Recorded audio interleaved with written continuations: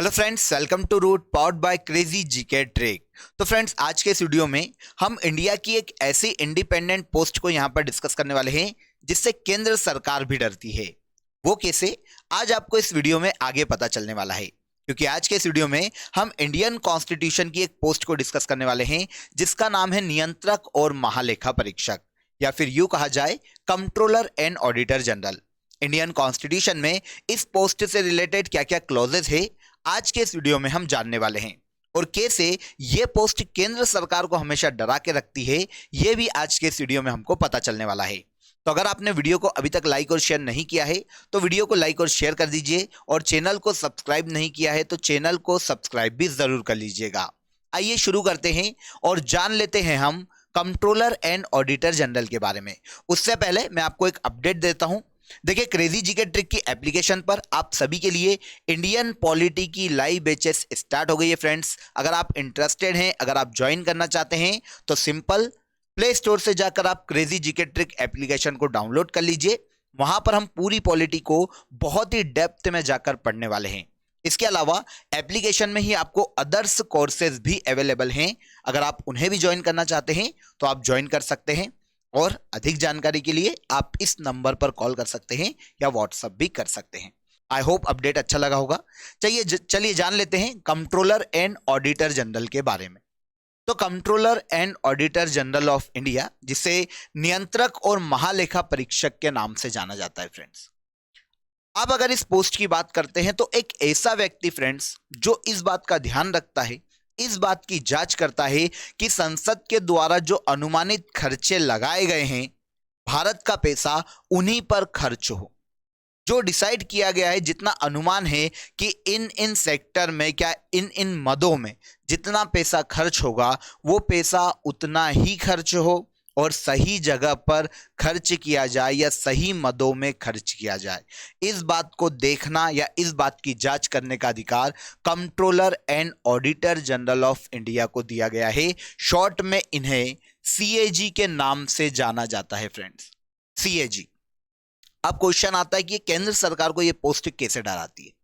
तो देखिए, ये जो पोस्ट है ना फ्रेंड्स, ये भारत की संचित निधि की संरक्षक मानी जाती है, या फिर यूं कहा जाए कि भारत में पब्लिक का जो पैसा है, लोक वित्त जो है, उसका संरक्षक भी सीएजी को ही माना जाता है, कंट्रोलर एंड ऑडिटर जनरल को ही माना जाता है।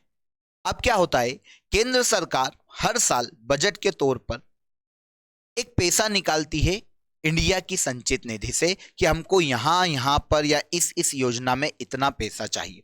अब केंद्र सरकार या मंत्री परिषद ने जो पैसा निकाला है वो सही जगह पर खर्च हुआ है या नहीं, अगर बचा है तो कितना बचा है, क्या वो सही जगह पर रखा है या नहीं, इस बात को ऑडिट करता है सीएजी। कौन ऑडिट करता है? सीएजी। इसीलिए यह लोक वित्त का संरक्षक है। अब सीएजी ऑडिट करता है कि संचित निधि से कितना पैसा निकला, कितना पैसा आया, कहां कहां पर गया, और ये अपनी रिपोर्ट भारत के राष्ट्रपति को सौंपता है। किसको?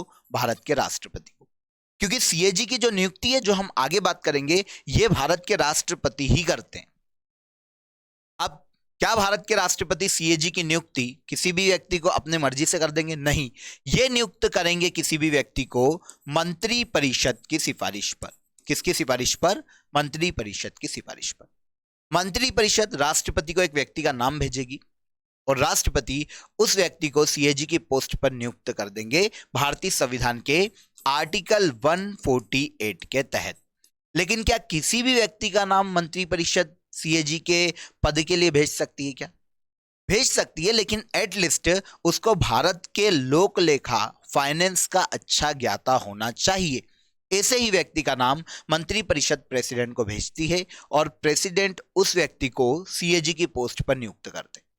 अब आपके दिमाग में क्वेश्चन आता होगा कि सर, सीएजी की नियुक्ति मंत्री परिषद ने करी तो मंत्री परिषद तो अपने ही किसी व्यक्ति का नाम भेजेगी ना, जो मंत्री परिषद या सेंट्रल गवर्नमेंट की तरफ झुका हुआ हो, उसी का नाम भेजेगी। और वो तो बाद में झुक के भी काम कर सकता है।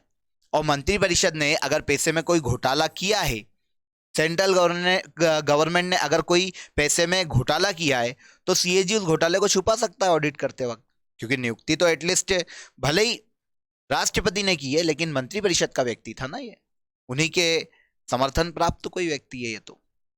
तो अगर सीएजी ऐसा कर भी देता है तो पिक्चर अभी यहां पर खत्म नहीं होती है फ्रेंड्स। सीएजी अपनी ऑडिट रिपोर्ट राष्ट्रपति को सौंपता है और राष्ट्रपति उस ऑडिट रिपोर्ट को संसद में रखवाता है। कहां पर रखवाता है? संसद में रखवाता है।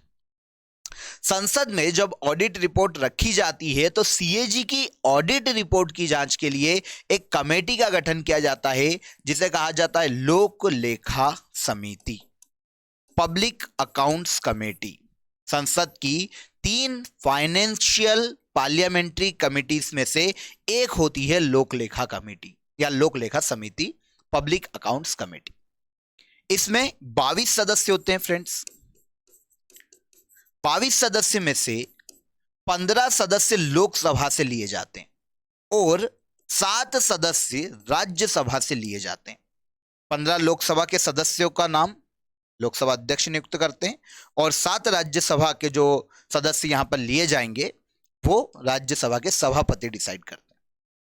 लेकिन याद रखिएगा कि लोक लेखा समिति में मंत्रिपरिषद का कोई भी मेंबर शामिल नहीं हो सकता।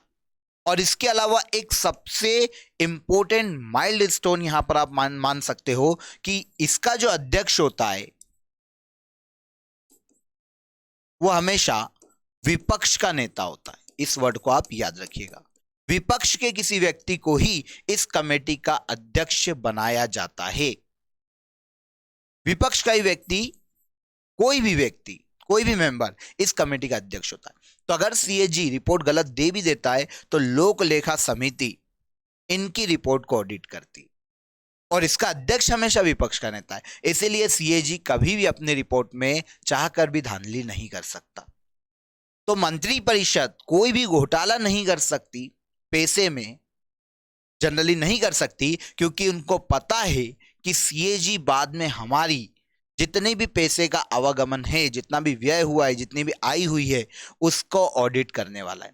जितनी भी इनकम हुई है, जितना भी एक्सपेंसेस हुआ है, इन सभी को सीएजी बाद में ऑडिट करने वाला। इसीलिए मंत्रिपरिषद सही मदों में ही पैसा खर्च करेगी। इसीलिए सीएजी को लोक वित्त का संरक्षक कहा जाता है। और क्योंकि इनके ऑडिट की जांच के लिए लोक लेखा समिति का गठन किया गया है, इसीलिए सीएजी को लोक लेखा समिति का मार्गदर्शक भी कहा जाता है। आई होप समझ में आएगा सीएजी का काम क्या है और क्यों केंद्र सरकार या केंद्र में जो भी सरकार या मंत्रिपरिषद इस एक कॉन्स्टिट्यूशनल पोस्ट से डरती है। यह एक ऐसा व्यक्ति है फ्रेंड्स जो ये चीज को देखता है कि संचित निधि से अगर पैसा निकला है तो वो सही जगह पर खर्च हुआ हो, जितना निकाला है उतना खर्च हुआ हो और सही जगह पर गया हो। भारत में Indian audit and accounts committee जो होती है, Indian audits and accounts department जो है, उसका प्रमुख भी सीएजी ही होता है। यह संस्था इस बात को सुनिश्चित करती है कि केंद्र सरकार और राज्य सरकार अपने कर्तव्य का सही निर्वहन करे। इस संस्था का प्रमुख, Indian audit and accounts department का प्रमुख सीएजी होता है। इस बात को याद रखिएगा। अब हम बात कर लेते हैं कि इंडियन कॉन्स्टिट्यूशन में इस पद से रिलेटेड क्या क्या प्रावधान किए गए हैं, क्या क्या प्रावधान देखने को मिलते हैं और किन आर्टिकल में इन्हें मेंशन किया गया है। तो देखिए, सीएजी की अगर हम बात करते हैं तो भारतीय संविधान का यह है फ्रेंड्स भाग 5। भाग 5 में आर्टिकल 148 से लेकर 151 तक सीएजी के पद का उल्लेख किया गया है। कंट्रोलर एंड ऑडिटर जनरल के पद का उल्लेख किया गया है। सबसे पहली बार 1919 के एक्ट में इसे सरकारी नियंत्रण से इस पद को मुक्त किया गया था और एक वैधानिक पद बनाया गया था 1919 में। बाद में आगे चलकर भारतीय संविधान में इसे आर्टिकल 148 में जगह दी गई, भाग 5 में एक कॉन्स्टिट्यूशनल पोस्ट बनाया गया जो कि एक इंडिपेंडेंट पोस्ट है। पहले पूरे भारत, जम्मू कश्मीर को छोड़कर पूरा भारत इसकी अधिकारिता क्षेत्र में आता था, लेकिन 1958 के बाद जम्मू कश्मीर भी इसकी अधिकारिता क्षेत्र में आ गया है। यह राज्य और केंद्र दोनों के लेखाओं की जांच करता है। अगर केंद्र सरकार के लेखाओं की जांच कर रहा है तो अपनी रिपोर्ट राष्ट्रपति को सौंपते हैं और राज्य सरकार के लेखाओं की जांच करते हैं तो अपनी रिपोर्ट संबंधित राज्य के राज्यपाल को सौंपते हैं। 4 आर्टिकल इंडियन कॉन्स्टिट्यूशन में controller and auditor general of India की पोस्ट से देखने को हमको मिलते हैं। आर्टिकल 148 भारत के नियंत्रक एवं महालेखा परीक्षक की नियुक्ति और उन्हें पद से हटाए जाने की बात करता है। कौन सा आर्टिकल है? आर्टिकल 148। 149 सीएजी के कार्य और शक्तियां, वर्क, पावर्स एंड रिस्पॉन्सिबिलिटीज की बात करता है। 150 संघ और राज्यों के लेखा प्रारूपों के संबंध में राष्ट्रपति को सलाह देने का काम सीएजी का होता है। और फाइनली आर्टिकल 151 आता है अंकेक्षण प्रतिवेदन या फिर इसे कहा जाता है वार्षिक रिपोर्ट। ये अपने ऑडिट की वार्षिक रिपोर्ट आर्टिकल 151 के तहत भारत के राष्ट्रपति को सौंपते हैं और बाद में राष्ट्रपति उसे संसद के पटल पर रखवाते हैं। बाद में फिर सीएजी के ऑडिट की जांच के लिए पब्लिक अकाउंट्स कमेटी का गठन किया जाता है। अब हम देख लेते हैं नियुक्ति कौन करता है, हटा कैसे सकते, कार्य और शक्तियां क्या क्या है। तो देखिए, जैसा कि शुरुआत में मैंने आपको बताया था, सीएजी की अगर नियुक्ति की बात करते हैं तो इंडियन कॉन्स्टिट्यूशन के आर्टिकल 148 में सीएजी के पद की व्यवस्था की गई है। इनकी नियुक्ति भारत के राष्ट्रपति के द्वारा की जाती है। किसके द्वारा? भारत के राष्ट्रपति, मंत्रिपरिषद की सिफारिश पर ऐसे व्यक्ति को अपॉइंट किया जाता है जिसको भारत के फाइनेंस का अच्छा ज्ञान होता है। सीएजी के पद पर भारत के राष्ट्रपति किसी भी व्यक्ति की नियुक्ति कर सकते हैं। इनकी जो पोस्ट है वो सुप्रीम कोर्ट के जज के बराबर होती है, के समान होती है। तो अब जो सुप्रीम कोर्ट के जजेस पे लागू होता है वो इन पर भी लागू होगा, क्योंकि इनकी post according to constitution supreme court के जज के समान। मतलब अब इनका जो कार्यकाल है वो 6 वर्ष या 65 वर्ष का होता है। 6 वर्ष के लिए नियुक्त किए जाते हैं, लेकिन अगर उसके पहले 65 वर्ष पूरी कर लेते हैं तो ये रिटायरमेंट की एज है, यहां पर रिटायरमेंट लेना पड़ेगा। रिटायर होने के बाद किसी भी राज्य या केंद्र में सरकारी पद पर या लाभ के पद पर कार्य नहीं कर सकते रिटायरमेंट के बाद। कौन? सीएजी। नियुक्ति राष्ट्रपति करता है, समझ में आ गया। नियंत्रक एवं महालेखा परीक्षक लोक वित्त का संरक्षक होने के साथ ही देश की संपूर्ण वित्तीय व्यवस्था का नियंत्रक होता है। लोक वित्त का संरक्षक है, मैं आपको बता चुका हूं। नियुक्ति में आपको बता चुका हूं, भारत के राष्ट्रपति करते हैं आर्टिकल 148 में, और आर्टिकल 148 में ही पता चलता है कि इनको पद से कैसे हटा सकते हैं। नॉर्मल केस में 6 या 65 वर्ष की आयु इनका कार्यकाल है। नियुक्त होने के बाद या तो 6 वर्ष तक अपने पद पर रहें, और अगर उसके पहले रिटायरमेंट की एज हो जाती है तो 65 साल की उम्र में रिटायर ले लेंगे। राष्ट्रपति नियुक्त करते हैं, और अगर इन्हें अपना पद इनके कार्यकाल के बीच में छोड़ना है तो इस्तीफा भी भारत के राष्ट्रपति को देंगे। वार्षिक रिपोर्ट भी भारत के राष्ट्रपति को देंगे, क्योंकि राष्ट्रपति ने नियुक्त किया। लेकिन अगर इनको इस्तीफा देना है तो राष्ट्रपति को दे दे, लेकिन अगर इनको इनके कार्यकाल के बीच में अपने पद से हटाना है, गवर्नमेंट हटाना चाहती है, तो उसी प्रोसीजर के द्वारा हटाया जाएगा जिस प्रक्रिया के द्वारा सुप्रीम कोर्ट के जज को उनके पद से हटाया जाता है। मतलब संसद के दोनों सदनों में उपस्थित और मतदान करने वाले मेंबर्स में से 2/3 मेजोरिटी से इनको हटाने संबंधित प्रस्ताव को पास करवाना पड़ेगा। 2/3 मेजोरिटी से उपस्थित जो हैं उस वक्त जब बिल आया है, उनमें से 2/3 मेजोरिटी मिल जाती है तो फिर सीएजी को उनका पद छोड़ना पड़ेगा। अगर दोनों सदनों में 2/3 मेजोरिटी या स्पेशल मेजोरिटी से कोई बिल पास हो जाता है तो यहां पर आपको नियुक्ति भी पता चल जाती है, और आर्टिकल 148 के तहत हटाया कैसे जा सकता है यह भी पता चल जाता है। और यहां पर आपको कार्यकाल भी मैं पहले ही बता चुका हूं। 6 वर्ष या 65 वर्ष की आयु तक ये अपने पद पर रहते। इससे पूर्व किसी भी समय राष्ट्रपति को अपना त्यागपत्र भेजकर पद छोड़ सकते हैं। बता दिया। बीच में खुद हटना चाहते हैं तो त्यागपत्र भी प्रेसिडेंट को दे सकते हैं, क्योंकि नियुक्ति प्रेसिडेंट ने की थी। अवकाश प्राप्ति के पश्चात सीएजी कोई भी सरकारी पद धारण नहीं कर सकता। बता चुका हूं मैं आपको, किसी भी लाभ के पद पर रिटायरमेंट के बाद सीएजी नहीं रह सकते। हटाने संबंधित प्रावधान आपको पता चल गया, अभी बताया मैंने। केक को अपने पद से उसी प्रकार से हटाया जा सकता है जिस प्रकार से उच्चतम न्यायालय के न्यायाधीश को पद से हटाया जाता है।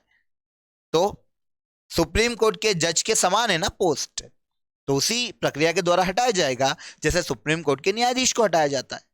दोनों सदनों में स्पेशल मेजोरिटी से कोई भी बिल पास कराओ इनको हटाने संबंधित, और अगर वो दोनों सदनों में पास हो जाता है तो सीएजी को हटा दिया जाता है। क्लियर हो जाता है? अर्थात संसद के दोनों सदनों द्वारा विशेष बहुमत के साथ उसको साबित कदाचार या अयोग्यता के आधार पर हटाया जा सकता है। अगर कोई भी करप्शन का चार्जेस इन पर सिद्ध हो जाता है या फिर ये अयोग्य घोषित हो जाते हैं कि ये इनका काम नहीं कर सकते, तो ऐसा बिल पास करवा लो और इनको अपने पद से हटा दो। आई होप समझ में आओगा। अब आते हैं वेतन और भत्ते। तो आपको पता है वेतन और भत्ते, क्योंकि पद सुप्रीम कोर्ट के न्यायाधीश के समान है तो वेतन और भत्ते भी सुप्रीम कोर्ट के न्यायाधीश के समान ही होंगे। इनके वेतन और भत्ते उच्चतम न्यायालय के न्यायाधीश के समान होते हैं क्योंकि पद इनके समान, और वेतन और भत्ते भारत की संचित निधि से दिए जाते हैं। इंडियन गवर्नमेंट के कंसोलिडेटेड फंड से दिए जाते हैं, भारत की संचित निधि से दिए जाते हैं। संचित निधि पर भारित होते हैं वेतन भत्ते और पेंशन भी सीएजी की। क्लियर? यहां पर जो मैं आपको पहले भी बता चुका हूं, एक इंपॉर्टेंट नोट है, भारत तथा प्रत्येक राज्य एवं संघ राज्य क्षेत्र की संचित निधि से किए गए सभी व्यय विधि के अधीन ही हुए हैं, इस बात की जांच सीएजी करता है। केंद्र सरकार के लेखाओं को भी ऑडिट करता है और राज्य सरकार के लेखाओं को भी ऑडिट करता है। सही ढंग से सही जगह पर व्यय हुआ है संचित निधि से, विधि के तहत खर्च किया गया है, जो प्रावधान है उसके तहत खर्च किया गया है, इस बात की जांच करता है। अगर केंद्र के लेखाओं की जांच करता तो रिपोर्ट राष्ट्रपति को सौंपता, और अगर राज्य के लेखाओं की जांच करता तो रिपोर्ट भारत के उस संबंधित राज्य के राज्यपाल को सौंपता। क्लियर? तो ये है सीएजी। 4 आर्टिकल में इनकी बात की गई है, आर्टिकल 148, 149, 150 और 151। आपको 3 आर्टिकल याद रखना है। 140 नियुक्ति कैसे की जाती है, हटाया कैसे जा सकता है। 149 कार्य और शक्तियां, रिस्पॉन्सिबिलिटीज क्या क्या है। 150 को आप छोड़ सकते हो। 151 को आपको याद रखना चाहिए कि अपनी विशेष वार्षिक प्रतिवेदन या वार्षिक रिपोर्ट भारत के राष्ट्रपति को सौंपने। तो यह है इंडियन कॉन्स्टिट्यूशन का एक इंडिपेंडेंट पद जिसे कहा जाता है controller and auditor general. I hope समझ में आओगा कैसे काम करता है, यह भी मैंने आपको बता दिया। कैसे नियुक्त किया जा सकता है, किसे नियुक्त किया जा सकता है, किसे बनाया जा सकता है, और कैसे इन्हें इनके पद से हटाया जा सकता है। इन सभी के बारे में आज के इस वीडियो में आपको सीएजी के बारे में पता चला। आई होप वीडियो अच्छा लगा होगा। अगर आपको यह वीडियो पसंद आया हो तो वीडियो को लाइक और शेयर कर दीजिएगा, चैनल को सब्सक्राइब कर लीजिएगा, और अगेन अगर आपने क्रेजी जीके ट्रिक एप्लीकेशन को अभी तक डाउनलोड नहीं किया है तो आप प्ले स्टोर से जाकर इसको डाउनलोड कर लीजिए। और पॉलिटी अगर डेप्थ में पढ़ना चाहते हैं तो आप पॉलिटी के कोर्स में इनरोल कर सकते हैं। फिर मुलाकात होगी नेक्स्ट वीडियो में, बने रहिए हमारे साथ। जय हिंद, जय भारत।